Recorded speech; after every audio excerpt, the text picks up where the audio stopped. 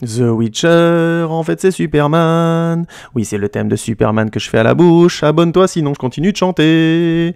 Et Henry Cavill, il est pas mal dans le rôle. Mais pourquoi je commence la critique avant en fait? Bonjour et bienvenue pour ce nouvel épisode de la série HO.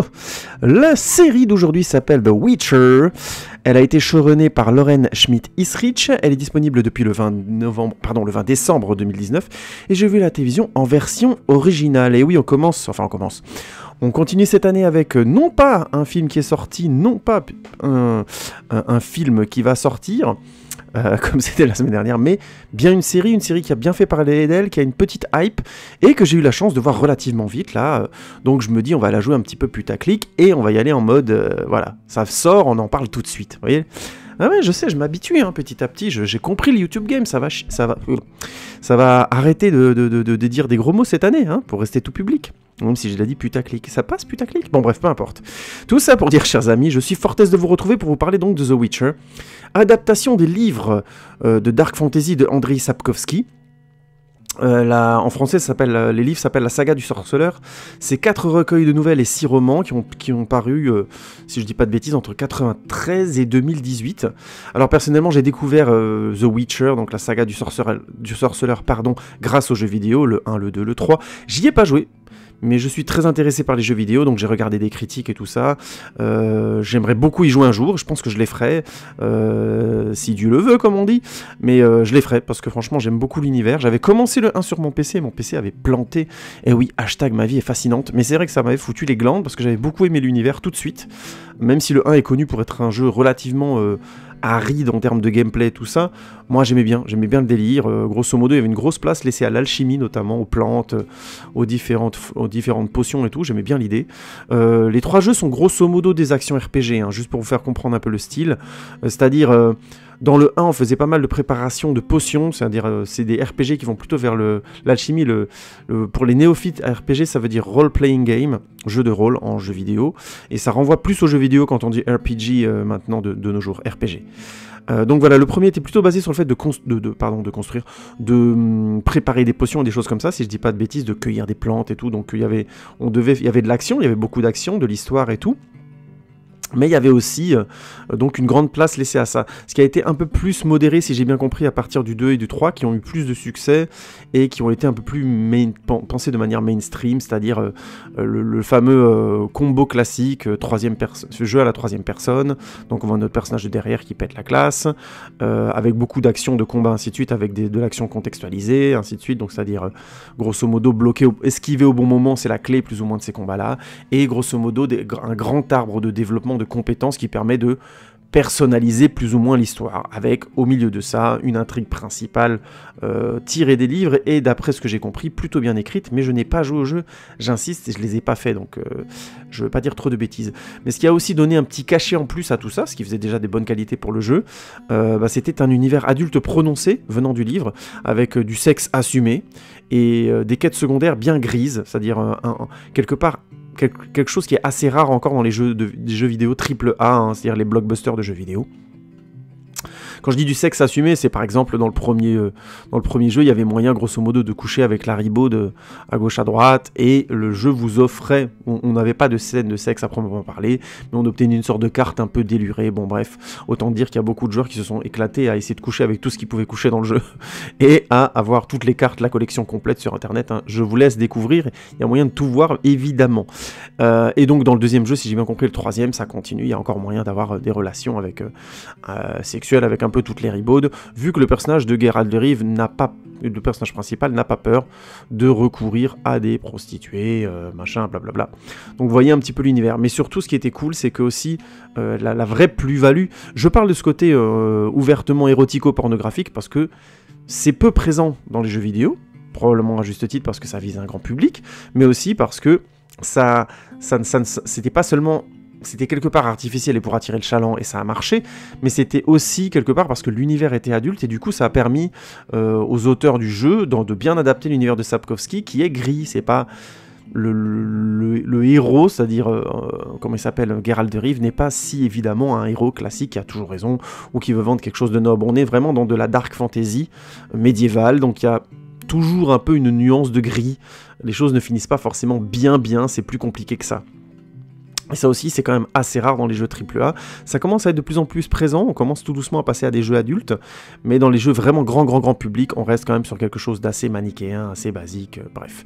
Je vous renvoie aux jeux qui ont énormément de succès et qui sont encore aujourd'hui très vendus, comme les Call of Duty, c'est-à-dire des jeux à la première personne dans des contextes de guerre, qui ont quand même en général un point de vue assez gratiné sur la guerre. Je vous renvoie aux vidéos d'ailleurs que je trouve toujours d'actualité, qui ont déjà 5 ans d'ancienneté, de Usul, dans son émission 3615 Usul, si vous voulez voir une bonne analyse, notamment son épisode sur la guerre est très intéressante, et il évoque notamment que les fans de jeux de guerre vont pas apprécier ce qu'il a à dire, et avoir un avis non pas inintéressant, mais plutôt caricatural, mais c'est le public qui est visé, c'est-à-dire les ados qui aiment tirer sur des gars, voilà, taper de la guerre cathartique, et il n'y a pas de souci.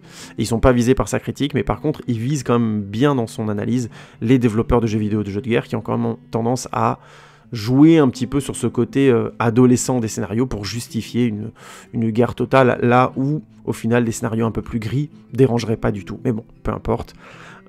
Notamment parce que dans le jeu vidéo, pour la petite parenthèse, le ludisme fait beaucoup. Si vous voulez transformer votre jeu de vidéo en jeu de massacre, grosso modo, et que le jeu le permet, ça vous regarde. Ça veut pas dire que l'intrigue doit aller dans le sens de ça. Ou alors il y a un agenda politique derrière. Mais là, on rentre dans un autre débat.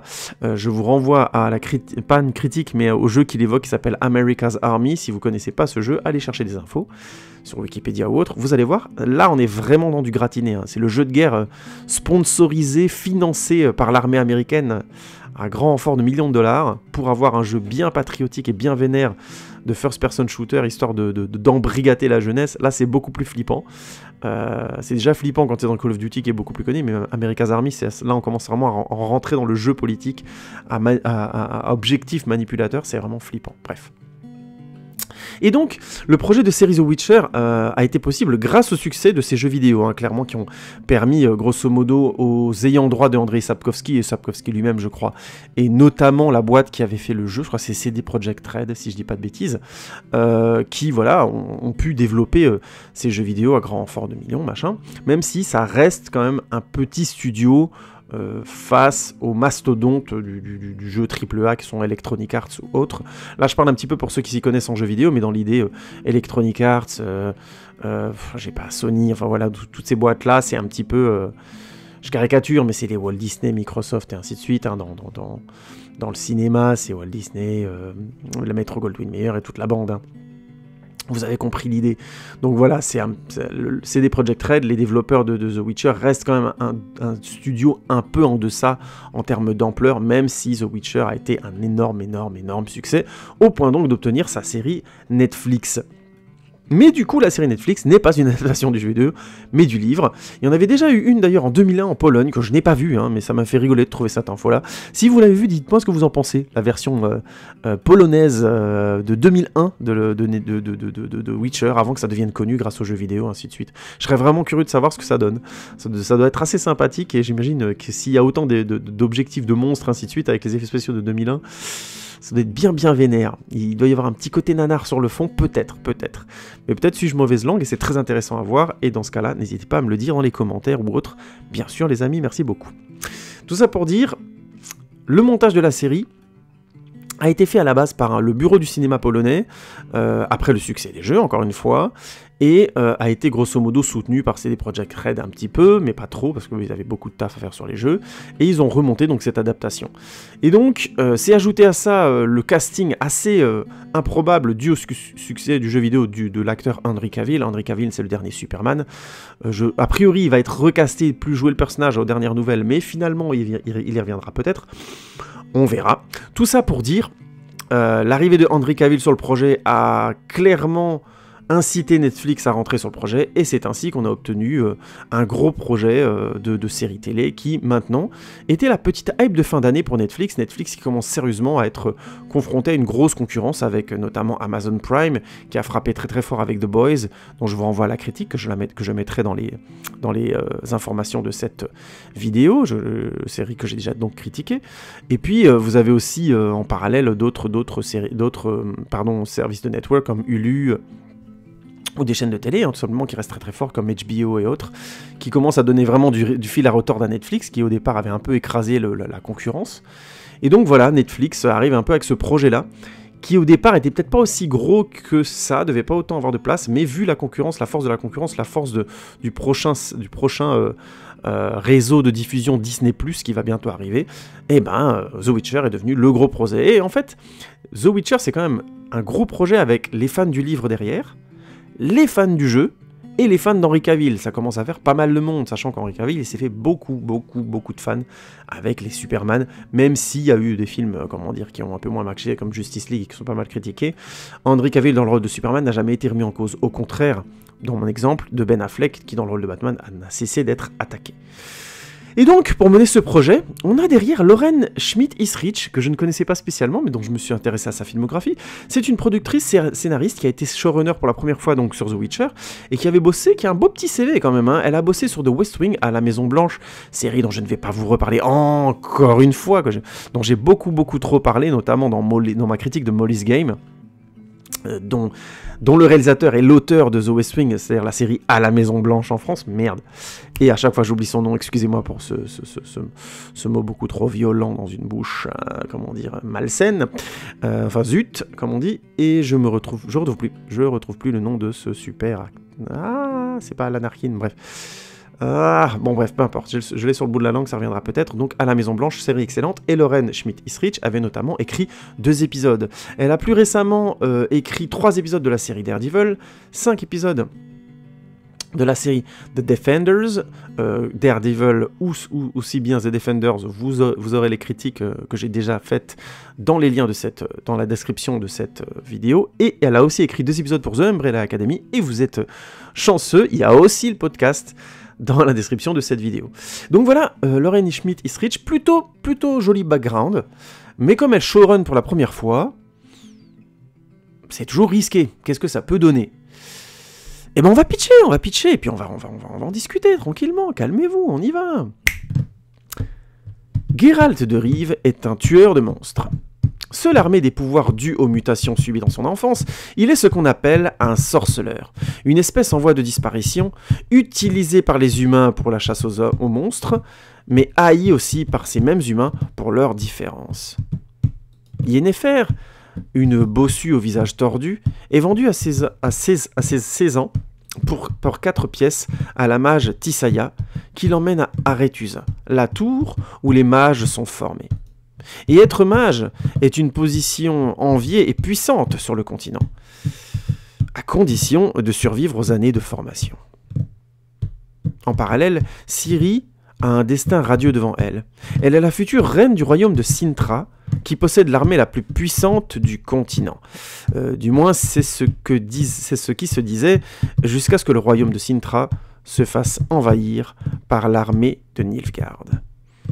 Geralt, Yennefer et Ciri ne le savent pas encore, mais leurs destins sont irrémédiablement liés.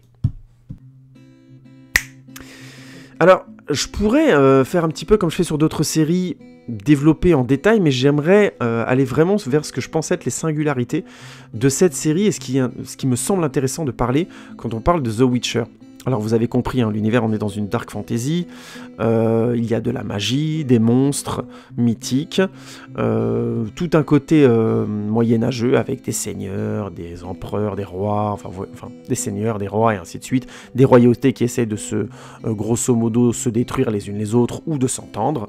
Donc on est dans un univers classique à la Game of Thrones, dans le genre, vraiment, mais avec un soupçon de plus pour l'héroïsme, on va dire, et on est plus quand même dans de la fantaisie, puisque la construction de la série est en ce sens assez originale, et ça fait un moment qu'on n'avait pas vu des séries comme ça, depuis le gros boom du retour des séries de la naissance des séries à très gros budget avec les Sopranos dans les années 2000, et les dernières séries comme Game of Thrones ou autres, qui adaptaient un rythme finalement assez feuilletonesque, et quelque part ne jouait pas vraiment le jeu de la fantasy de la dark fantasy à proprement parler, ou de la fantasy tout simplement héroïque, en transformant vraiment la série en intrigue de cours. Là, pour le coup, et c'est la première originalité dont j'aimerais parler sur The Witcher, il y a un gros risque scénaristique qui est pris dès le départ, c'est que grosso modo, dans cette saison 1, un épisode est égal en fait à l'équivalent d'une nouvelle, puisque je vous l'ai dit, les premiers livres sur Witcher sont des recueils de nouvelles, hein, donc sur les aventures de Geralt entre autres. Et donc en fait la saison 1 est un recueil de nouvelles qui va grosso modo donner le background des personnages et de l'univers. Ce qui est pour le coup très original, hein. C'est vraiment culotté parce que, par définition, un épisode égale une aventure, ça peut vite déraper, il suffit qu'il y ait 1 ou 2 épisodes qui soient un peu en deçà, et tout de suite le spectateur va décrocher.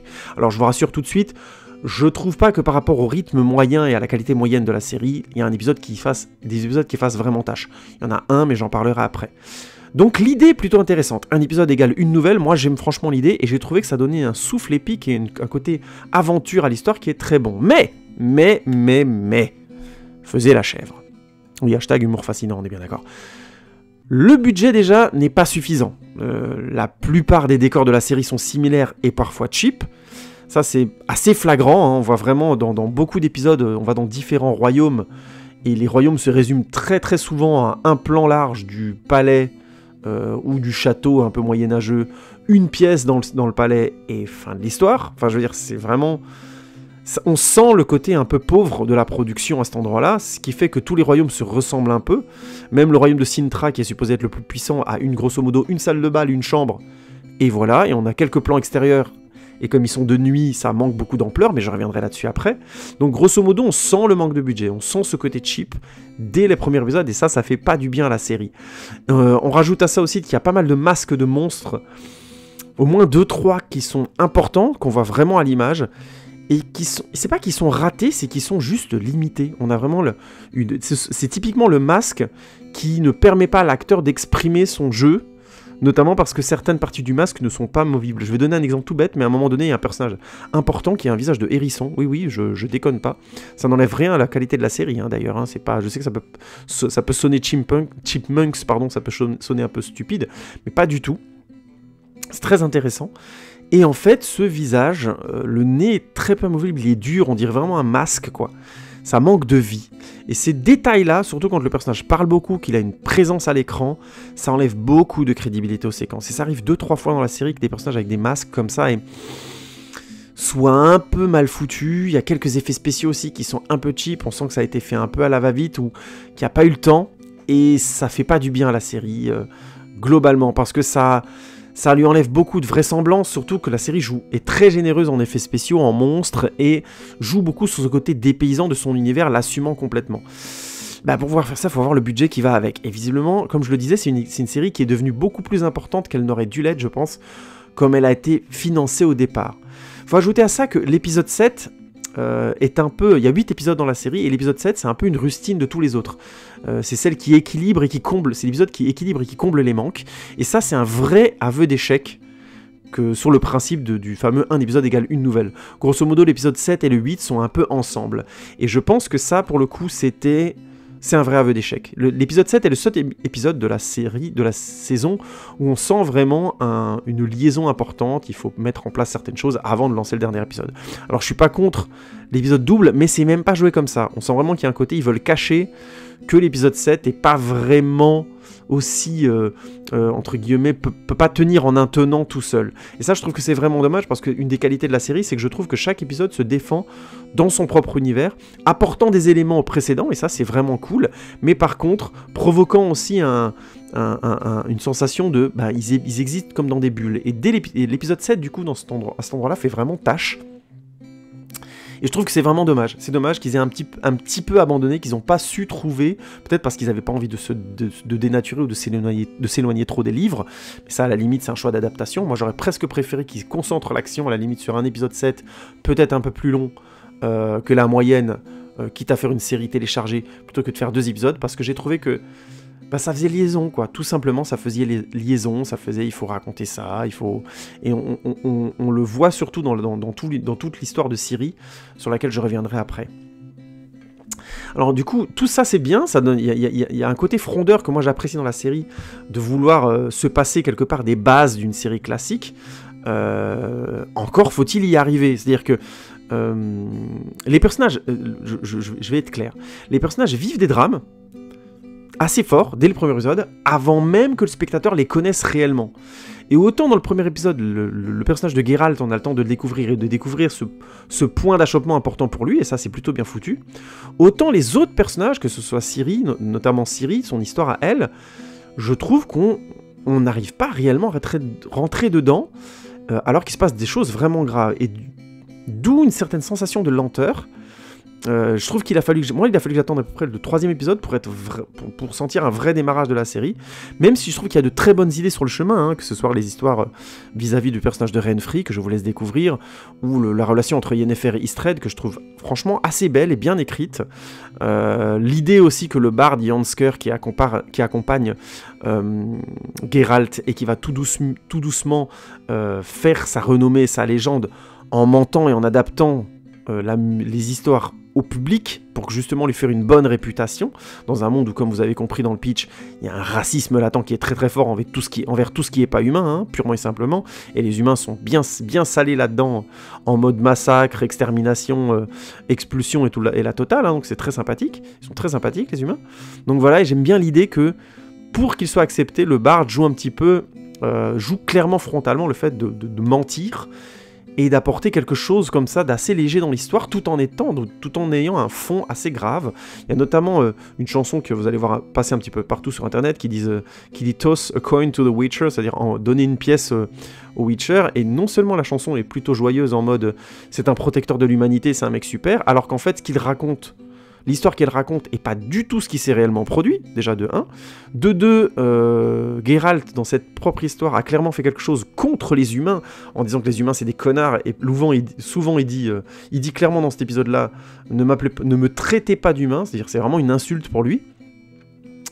Et en plus, et du coup la séquence de fin est superbe, de voir le barde le rendre légendaire grâce à cette chanson-là, c'est vraiment un contresens, et un contresens fort sur l'histoire, c'est-à-dire que Geralt, quelque part, accepte de jouer le jeu d'une certaine forme, même si ça le pique, de célébrité, qui lui permet de bien gagner sa vie, mais en même temps, en termes de sens, en termes moral, il sait que c'est problématique. Donc on est dans quelque chose de réellement gris, et la chanson est devenue assez populaire depuis que la série est sortie.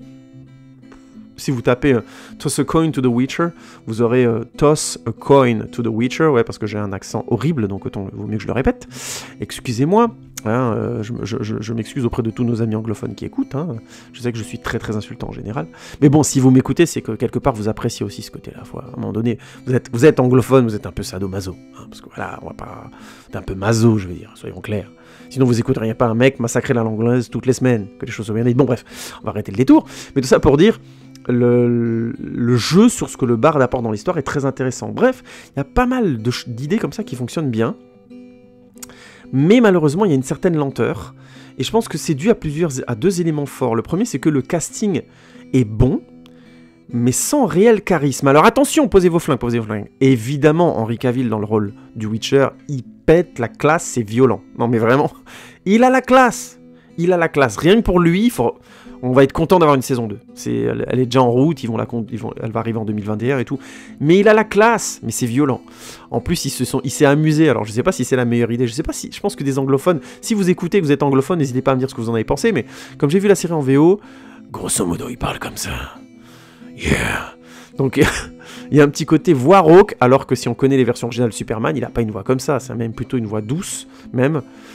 Qui contraste un peu avec son physique comme ça, bodybuildé, sa mâchoire assez costaud, machin.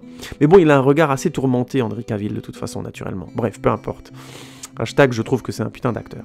Mais tout ça pour dire, là, il a choisi d'avoir ce ton-là. Donc je sais qu'il y a des gens, ça peut passer moyen. Il en rajoute un peu, il y a certaines répliques où tu te dis, ouais, en fait, c'est pas son vrai ton, mais bon, il joue le personnage. J'imagine qu'il va le maîtriser de plus en plus dans la saison 2, il y a quelques petites répliques. Mais globalement, il pète la classe. Seulement, voilà, je trouve que c'est un peu le seul.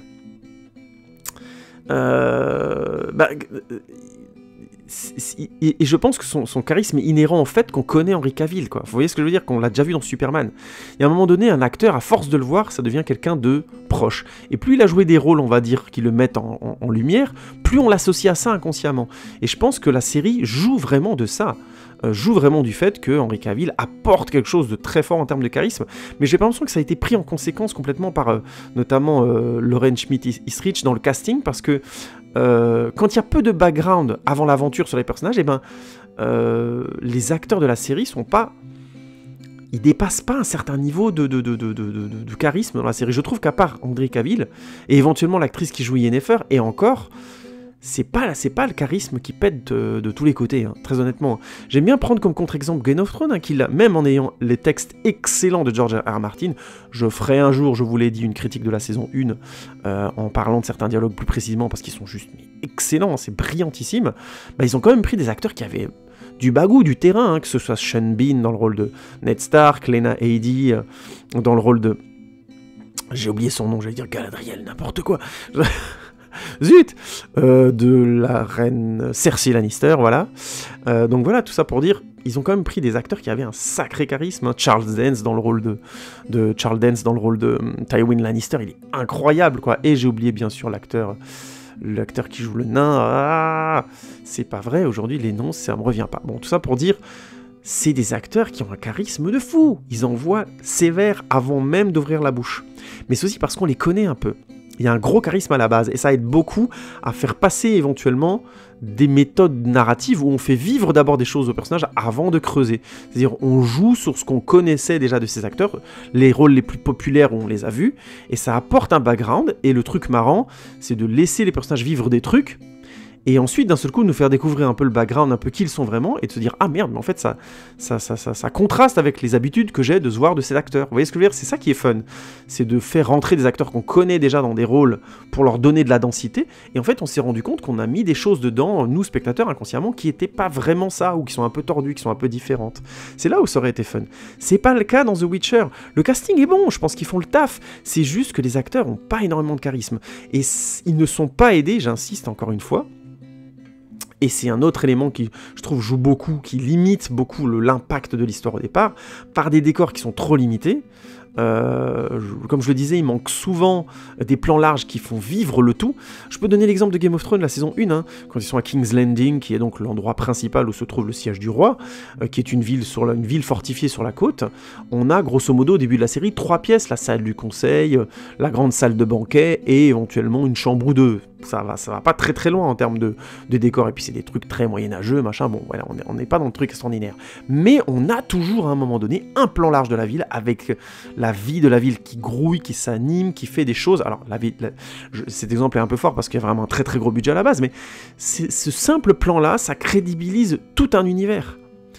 À l'inverse là de Sintra, du royaume qui est très important et très central dans cette saison 1 de The Witcher, où on a les fameuses 3 pièces qui reviennent régulièrement. On a quelques plans larges la nuit, mais on n'a pas la sensation, à cause de son plan large de nuit, justement, à cause de ce manque d'ampleur avant, d'avoir un grand royaume. Il y a un vrai problème dans toute la saison, et chacun des royaumes, chacun des endroits traversés par Geralt et les différents personnages, donne cette sensation d'être petit, de manquer de densité. Il y a un moment, Ciri est dans une forêt qui est très importante, qui est supposée être énorme. Bah, au final, on a l'impression qu'ils sont toujours au même endroit dans cette forêt. On n'a pas le... Vous savez, c'est un peu cette qualité qu'a réussi à mettre... J'aime bien cet exemple de la forêt des elfes dans Le Seigneur des Anneaux, la communauté de l'anneau, le premier. On sent l'ampleur de la forêt parce qu'à un moment donné, on a ces fameuses matte paintings, ces peintures de décor où on voit les arbres, les habitations des elfes se marier aux arbres, et on sent que la forêt est immense, qu'elle a une très grande densité. C'est ça, à un moment donné, savoir créer de la densité. Et donc, si on rajoute ce manque d'ampleur dans les décors aux acteurs qu'on connaît pas et qui manquent un peu de charisme, heureusement Henry Cavill est là, mais il tire clairement la série vers le haut parce qu'il est un peu tout seul. Et du coup, quand on veut présenter à l'envers les choses, faire vivre d'abord des choses aux personnages, puis approfondir leur background, et ben, on crée une attente qui peut vite devenir artificielle, voire même assez fatigante. On s'est rendu compte avec ma compagne à la fin de la saison, grosso modo, qu'on avait besoin de revoir la série parce que certains personnages étaient très importants au début de la série, et la série ne nous donnait pas l'impression, par probablement un problème de rythme, un manque de souffle aussi peut-être dans le montage, de leur importance. On avait vraiment l'impression que c'était des personnages qui devaient mourir là au début, et puis voilà, boum. Je vous ai à peine spoilé, hein, vous allez voir, c'est pas grave ce que je viens de dire. Mais tout ça pour dire, ce choix d'avoir construit cette histoire un peu de manière alambiquée, pour donner finalement des éléments sur les personnages à la suite, c'est hyper intéressant en termes de scénario. J'aime beaucoup le défi, je trouve que c'est une très belle idée, et la série s'en sort bien parce qu'elle arrive à bout d'un moment à donner de la densité à des personnages plus tardivement, et j'aime bien l'idée, hein. On fait vivre les personnages arrivent, on leur fait vivre des choses dramatiques, puis on trouve des choses sur eux après, et on a plusieurs points de vue qui viennent encore complexifier, rendre encore plus gris ce que les personnages ont fait. Il y a beaucoup de moments dans cette saison de The Witcher que je trouve très intéressants, où justement les personnages sont un peu en mode « Oui, mais il a fait ça, oui, mais c'est telle personne, oui, mais telle personne a aussi fait ça. » Enfin, il y a quelque chose comme ça, des mêmes personnages font des choses contradictoires, comme des personnages vraisemblables, et ça, c'est plutôt une grande qualité. Mais encore une fois, c'est un peu dur, il faut un peu franchir les 3 premiers épisodes, et surtout, comme il y a beaucoup de personnages, ça devient vite difficile de les identifier. C'est toujours compliqué quand on accélère le début d'une série, parce qu'on a peur peut-être de fatiguer le spectateur, surtout quand on sait que chaque épisode va avoir un peu son intrigue à elle, avec de nouveaux personnages, de nouveaux monstres et de nouvelles rencontres. Ben, on peut vite se retrouver avec trop de personnages et une difficulté à identifier ceux qui vont être plus importants que les autres. Et ben, je vais être clair, The Witcher ne s'en sort pas. On arrive vraiment à un moment de la série, on se dit « Ah oui, mais oui, lui, c'était lui.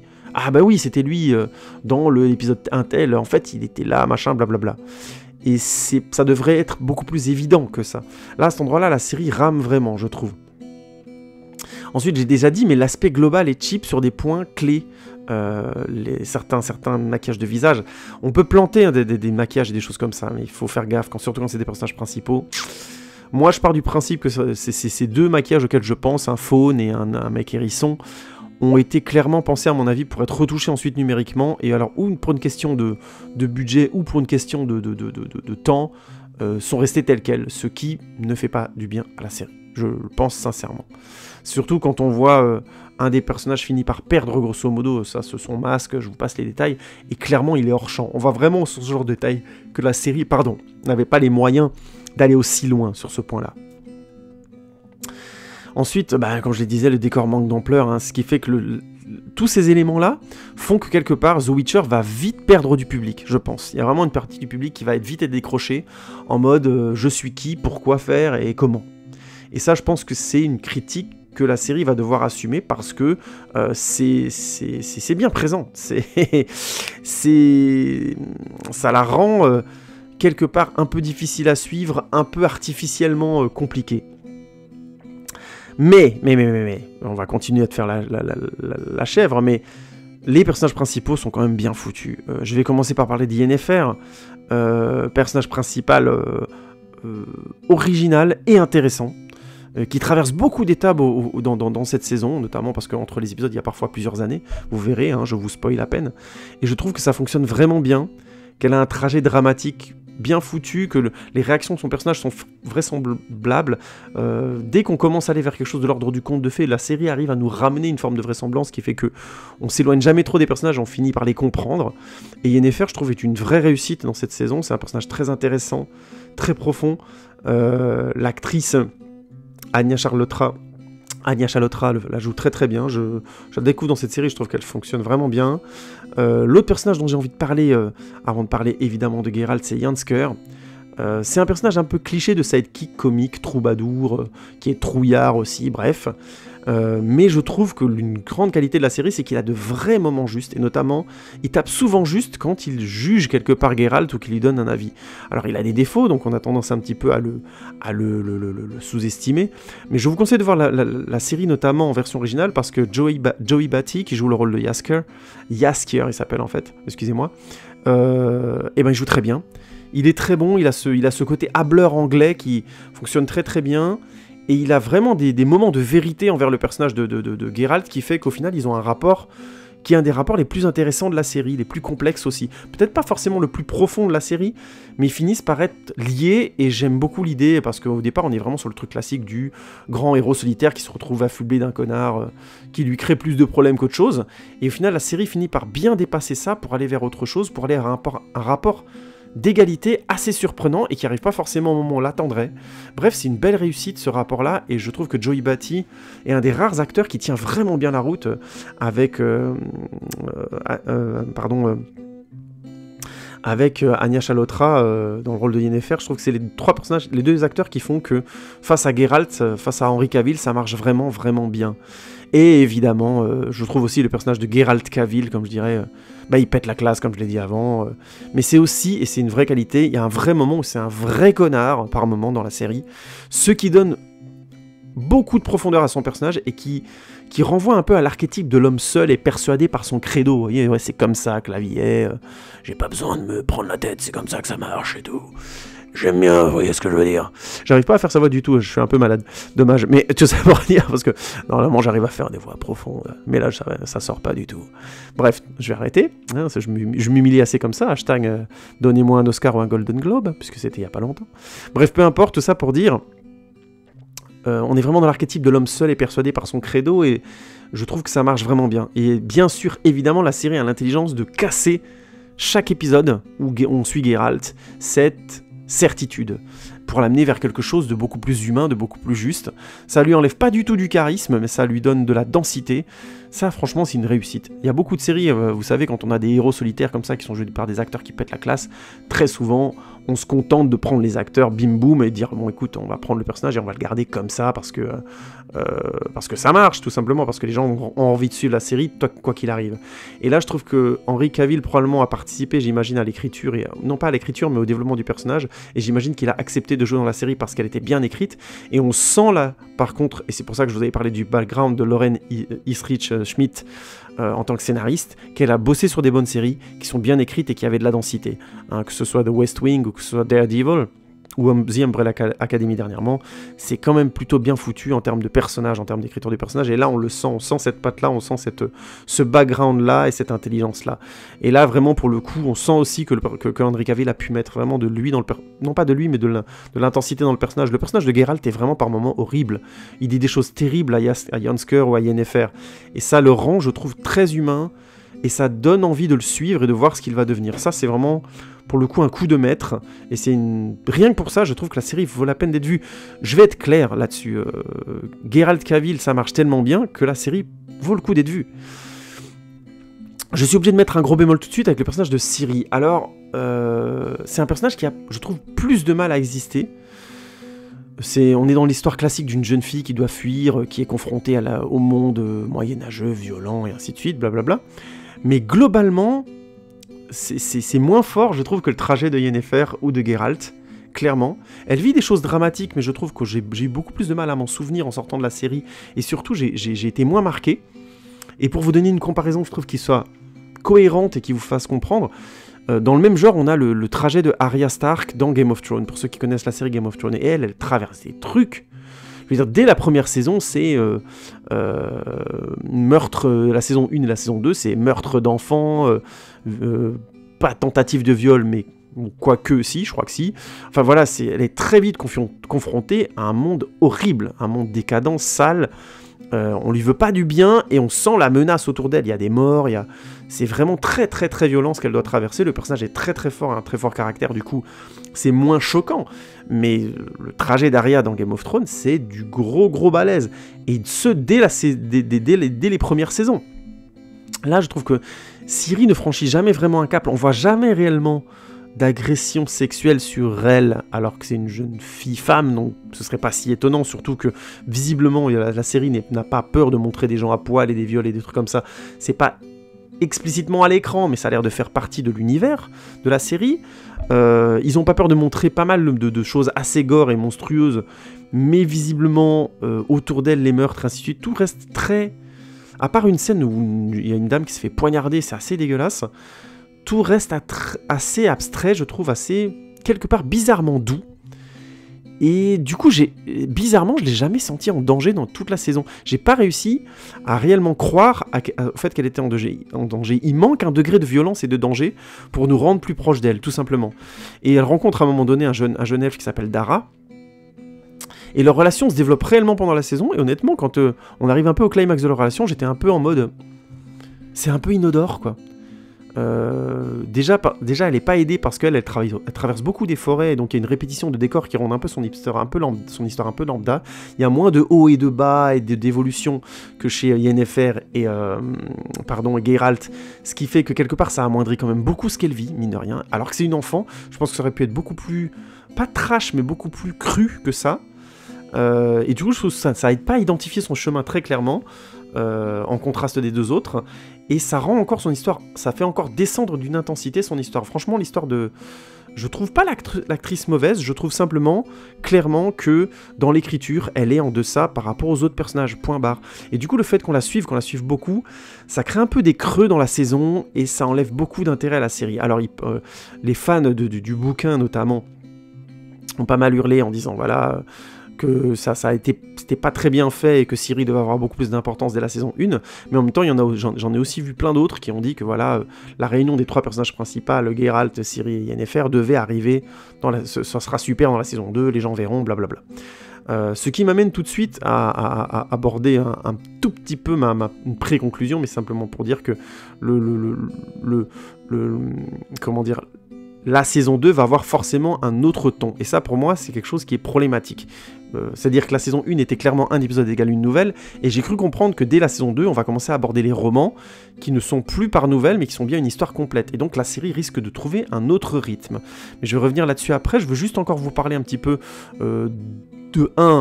des effets spéciaux qui sont inégaux, j'en ai parlé un petit peu avant, mais on a pour certains monstres qui sont très réussis, que j'ai trouvé très sympa, comme par exemple une Strige qui est très sympa, c'est une sorte de monstre féminin, je vous laisse découvrir comment. Le combat à Geralt notamment est très sympa, c'est bien intense, c'est bien fun. Plusieurs monstres comme ça sont vraiment cool. On a des monstres, je trouve, plus limités, il se fait attaquer notamment par des sortes de zombies dans les derniers épisodes. Je sais pas, j'ai trouvé que c'était un peu cheap, que ça marchait moins bien. On a à un moment donné une mage qui fait naître un mur de ronces. C'est pas très crédible, ça marche pas très bien non plus. On sent que l'effet spécial marche pas. Il y a quelques effets spéciaux de feu qui sont pas terribles. Bon bref, la série est traversée comme ça par des effets spéciaux très bons et des effets spéciaux beaucoup plus moyens, et ça lui fait pas du bien, sachant que déjà il y a un côté cheap dans certains maquillages et dans certains décors. Bref, la production a été inégale, et ça me laisse affirmer que clairement la série ne devait pas au départ être aussi importante pour Netflix, et il fallait du coup sortir quelque chose pour Noël, pour la fin d'année, qui tape fort, et ils ont sorti, ça a été une bonne idée, avec Henry Cavill dans le rôle titre, c'était une bonne idée. Nonobstant, il y aurait peut-être eu moyen, à mon avis. C'est une série qui, grâce à son succès, va gagner une meilleure production pour la saison 2, et je pense que ça lui fera du bien, en tout cas je l'espère, parce que plus ces effets spéciaux vont se canaliser, plus ils vont canaliser aussi leur histoire, mieux ce sera. Oui, parce qu'un des gros défauts que j'ai pas cité avant, mais de faire un épisode égale une aventure, et ben c'est que le budget explose, il faut faire des nouveaux monstres, des nouveaux personnages, des nouvelles décors à chaque épisode, quoi, quasiment. Et ça, faut quand même se rendre compte qu'en termes de production, c'est une série télé, c'est pas un film, quoi. Donc, ça peut vite devenir très très cher. Là, on est quasiment dans une problématique de série de super-héros où on est obligé de produire du nouveau monstre à chaque épisode. Je vous le dis, j'ai critiqué l'épisode 7, mais en même temps, en termes de production, je suis sûr qu'ils étaient à bout de budget. En se disant, bon, écoute, dans l'épisode 7, on va lever le pied, on va faire de la liaison, vous inquiétez pas, avec le scénario, ça va être bien écrit, machin, on va donner du contexte. Bon, encore une fois, comme je le dis, c'est raté, mais pour modérer ce que je dis, on a quand même beaucoup... La série est très très généreuse globalement. Elle aurait peut-être dû l'être un poil moins. Je pense vraiment que si la série s'était contentée d'être un poil moins généreuse, elle aurait eu de meilleurs effets spéciaux et une meilleure densité globale. Moins de décors peut-être, mais du coup, une bien meilleure densité, une bien meilleure concision. Là où je trouve qu'il y a vraiment par moments des effets spéciaux qui font un peu... et ainsi de suite, j'en ai déjà parlé avant. Dernier point avant d'aborder ma conclusion, j'aimerais aussi vous parler des chorégraphies de combat qui sont très sympathiques. Je trouve que globalement, même s'il y a certaines chorégraphies qui sont un peu faites à la va-vite, en mode bon, on n'a pas le temps, ça fonctionnera moins bien, on a vraiment beaucoup de scènes de combat, notamment avec Geralt, avec Henry Cavill, qui sont très très bien foutues dès le premier épisode, qui ont vraiment beaucoup de classe, beaucoup d'impact aussi, c'est très réussi. C'est de la bonne chorégraphie, on voit autant les coups qu'on ne les reçoit, qu'on ne les ressent, qu'on ressent les impacts. C'est du très très beau travail, et sachant qu'il y a beaucoup de scènes, comme je disais, de bravoure, le combat de Geralt contre la Strige, faisant partie vraiment des gros moments de la saison. Le dernier épisode, que je vous spoilerai pas, mais où il se passe vraiment de la baston de très très grande qualité, des effets spéciaux et tout, ça va vraiment loin. Scène de guerre vraiment vraiment vraiment classe. La série est en cet endroit-là très généreuse. Bref, on a plus d'un combat dans la série que je trouve vraiment bien foutu. Il y a quelques moments où ça fonctionne un peu moins bien. Dans l'épisode 6 notamment, on a des chorégraphies de combat qui sont un peu en deçà, mais je modère vraiment. Ça pète quand même la classe, et en plus l'intérêt de la saison 6, de l'épisode 6, n'est pas dans les combats, mais bien dans les dialogues, où on a une séquence clé de la saison qui est vraiment excellente. Je veux pas la spoiler non plus, mais c'est très très bon, notamment avec un vieil homme, vous verrez, c'est vraiment une grande qualité cette séquence. Bref, j'en parle un petit peu parce que je trouve qu'il y a beaucoup de séries que j'ai vu encore dernièrement. J'ai vu cette première saison de The Witcher après avoir vu la saison 2 de la série Titans, donc j'ai déjà fait une critique et donc je vais faire la critique bientôt de la saison 2, je vous en reparlerai. Série de DC Comics avec notamment Robin de Batman et plein d'autres personnages comme ça.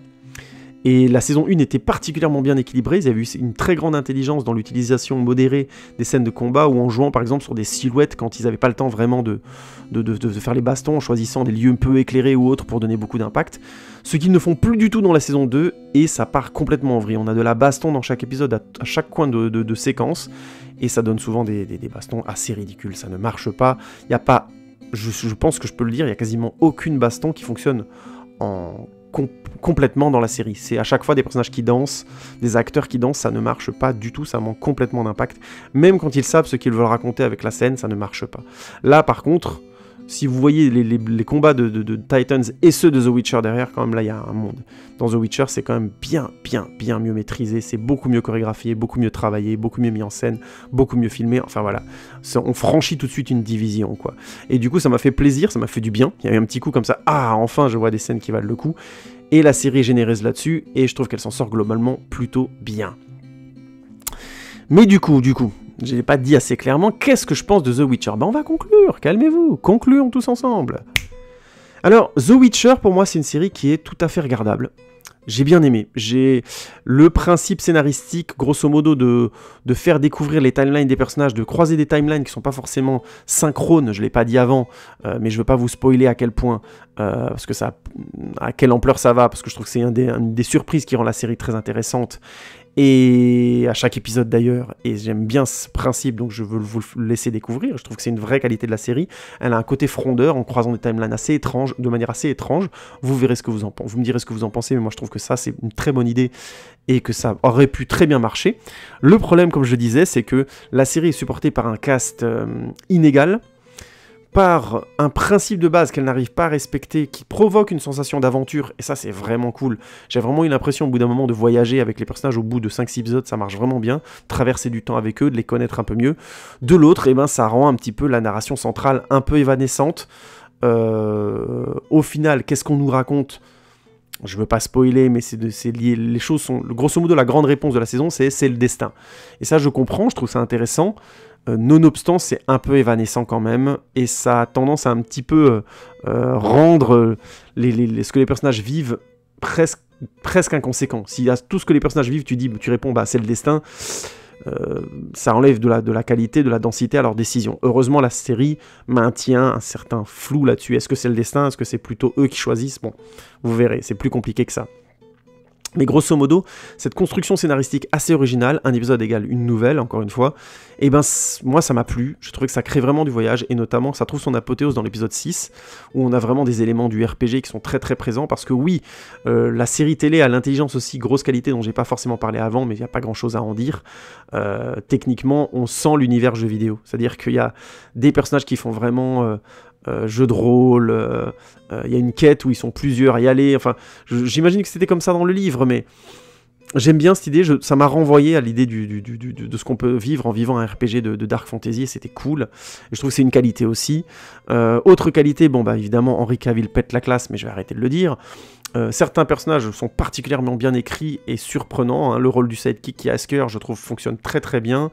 Et le personnage de Yennefer est très intéressant, et même si elle met un petit peu du temps à démarrer, et qu'au départ on veut surtout suivre l'histoire du Witcher, donc on est un petit peu en mode mais pourquoi on nous parle de cette meuf, et après ça devient très très très bien, vraiment.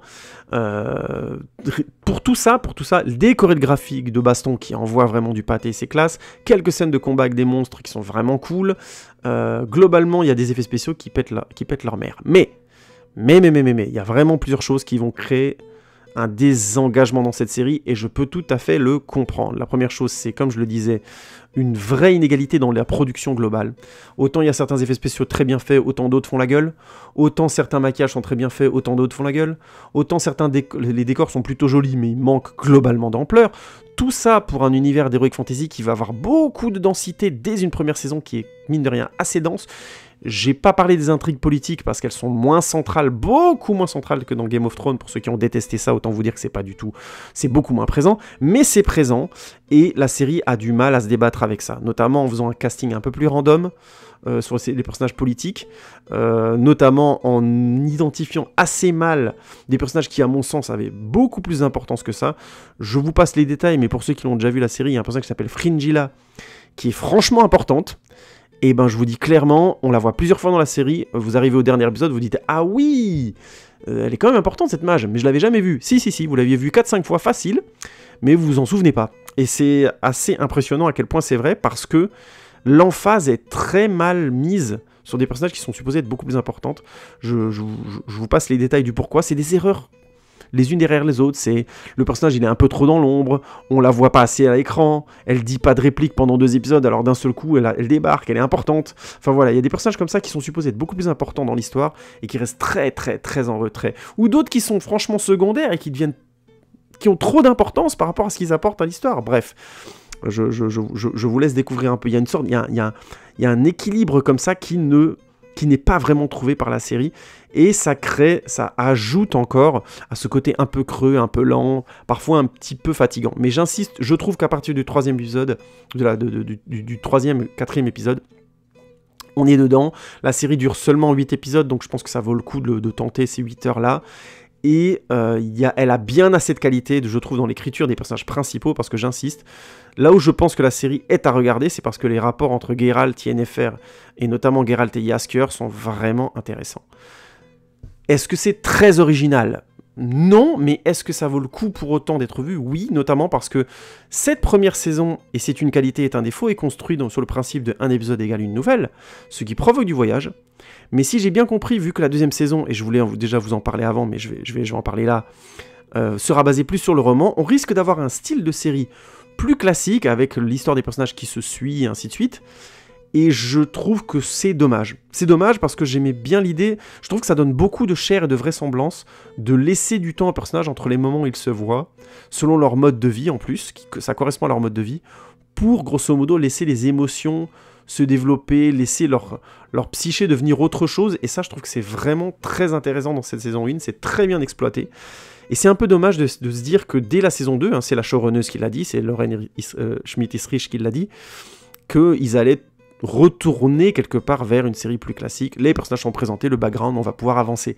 Et je trouve que c'est dommage, parce que quitte à faire ça, autant dans ce cas-là, commencer dès la saison 1, parce que ça va limite faire changer de ton complètement à la série. Pour vous donner une échelle d'idée, la saison 1 est en 8 épisodes, la saison 2 on sera en 13. Donc c'est déjà un changement de rythme qui pour moi peut apporter de la qualité, mais peut aussi enlever beaucoup de qualité au principe de cette série-là. Bref, regardez au moins cette saison 1, parce que je trouve qu'elle est assez originale dans sa construction pour mériter le détour, et elle met en évidence, comme par hasard, des choses qui sont intéressantes quand on essaye quelque part d'être frondeur et de s'opposer à des bases. Vous savez, il y a des bases toutes bêtes en narration, hein. Il faut introduire les personnages, laisser le temps de les découvrir un petit peu leurs enjeux, et ensuite aller vers ce qu'on peut appeler les complications de la narration. Et là, en l'occurrence, en ne faisant pas ça, on a un cas d'école de... pourquoi je m'inquiéterais ? Je les connais pas. Pourquoi je serais touché ? Je les connais pas. Je vais vous donner... Je trouve que l'exemple de l'épisode 1 de Game of Thrones est excellent à cet endroit-là. Les personnages ont juste le temps d'exister. On peut s'ennuyer un peu, hein, on est un peu en mode, bon, on découvre. Et l'épisode 1 finit sur un élément assez fort dramatiquement pour qu'on se dise, waouh, qu'est-ce que ça va avoir un impact sur tout le monde, là. Pardon. Et ça, c'est une vraie qualité. Encore une fois, il se plante, la série The Witcher se plante sur ce point-là, mais rien que pour ça, faut la voir. C'est intéressant de se dire, ah oui, zut, en fait, les personnages étaient intéressants, mais tu te le dis, grosso modo, qu'au 6e ou 7e épisode. Je caricature, vous allez voir, ça va quand même plus vite que ça, mais dans l'idée narrative, je trouve que ça, rien que pour ça, c'est une série, mine de rien, très originale. Et puis, Henry Cavill pète la classe, oui, hashtag homosexualité, qu'est-ce qu'il y a, voilà, je fais mon coming out, merde. Non, je déconne. En tout cas, je crois que j'ai fait le tour de la question. N'hésitez pas à tweeter, Facebooker, Instagrammer, oui, je vais résumer, mais vraiment, je trouve que la série The Witcher est assez originale dans son style, malheureusement un peu cheap, mais assez originale pour qu'on puisse se forcer à aller au-delà. Donc... regardez-la et dites-moi ce que vous en pensez en commentaire, ainsi de suite. Je serais très intéressé que vous ayez aimé ou pas. Dites-moi ce que vous pensez de ce blog, évidemment, sans problème, dans les commentaires ou ailleurs, hein, sur les Facebook, sur Instagram, sur Twitter ou autre. Je suis très intéressé et c'est ça qui m'intéresse le plus, c'est d'avoir vos retours. N'hésitez pas à partager, à liker, je le dis pas assez souvent, mais ça aide à développer la chaîne. Et on se retrouve bientôt pour un nouvel épisode de HO, les amis. Merci beaucoup encore de votre écoute, ça fait vraiment plaisir de voir qu'on est suivi. Et on se retrouve bientôt. Salut les amis, ciao ciao. Et les mages et les striges dans le continent. Le Witcher c'est morose, le Witcher c'est pas rose. Oui, là j'ai touché le fond là. Alors abonnez-vous, j'ai assez donné de ma personne.